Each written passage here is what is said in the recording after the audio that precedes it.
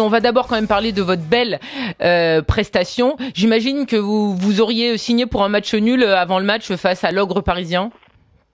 Oui, bonsoir à tous déjà. Salut. Bonsoir.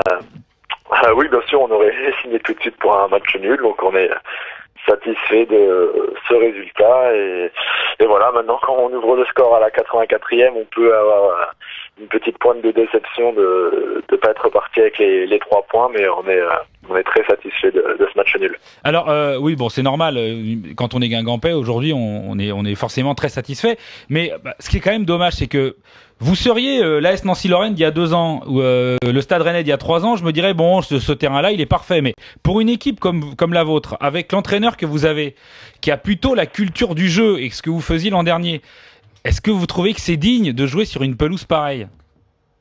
Non, déjà que ce soit nous qui voulons pratiquer du beau jeu ou n'importe quelle équipe du championnat, c'est pas digne de jouer sur un terrain comme ça.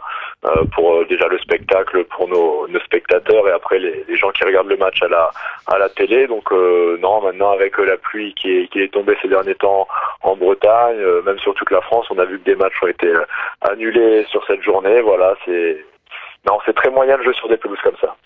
Alors bon, justement, vous avez fait le taf, vous avez bien tenu derrière, vous avez essayé de ressortir le ballon sans le perdre trop vite, même si il y a eu quand même des grosses périodes où vous l'avez perdu très vite le ballon. On se demandait si vous alliez tenir longtemps. Ça s'est amélioré. On a quand même l'impression que les Parisiens, ça les a agacés les conditions et qu'ils ont été très brouillons quand même. Oui, ils ont été très brouillons. Ben voilà, pour ces 2 choses-là, je pense parce qu'on a bien défendu et puis quand plus le score avançait était à 0-0, il était plus favorable pour nous et c'est sûr que forcément ça agace un petit peu.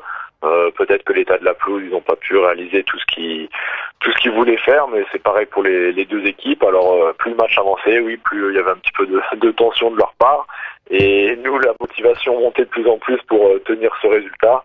Donc bon voilà, c'est vrai que la pelouse ne les a peut-être pas avantagés. Ouais, Paris a une tendance ces derniers temps à encaisser des buts sur coup de pied arrêté. Vous avez marqué encore sur coup de pied arrêté. C'est quelque chose que vous avez travaillé durant la semaine à l'entraînement particulièrement? Non, on n'a pas travaillé ça, d'une parce qu'il y avait un match de Coupe de France et c'est pas évident de mettre en place beaucoup de choses à l'entraînement. Mais on savait qu'ils prenaient des buts sur coup de pied arrêté, donc fallait déjà s'en procurer. On s'en est quand même procuré pas mal. Et puis voilà, fallait les tirer, jouer les coups à fond, les tirer fort.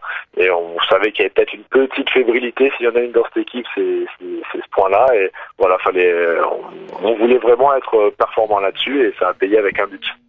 Alors oui, mais surtout qu'en plus il y a Tabaré, il a eu Marquinhos qui en ce moment qui est pas au top sur le marquage. À chaque fois, si on regarde tous les buts du Paris Saint-Germain sur coup de pied arrêté, c'est lui qui est au marquage. Est-ce que par exemple ça c'est un truc que vous aviez visualisé avant? Est-ce que votre entraîneur Gourvenec vous avait dit attention sur les coups de pied arrêtés, jouer sur côté Marquinhos, c'est là où c'est le point faible?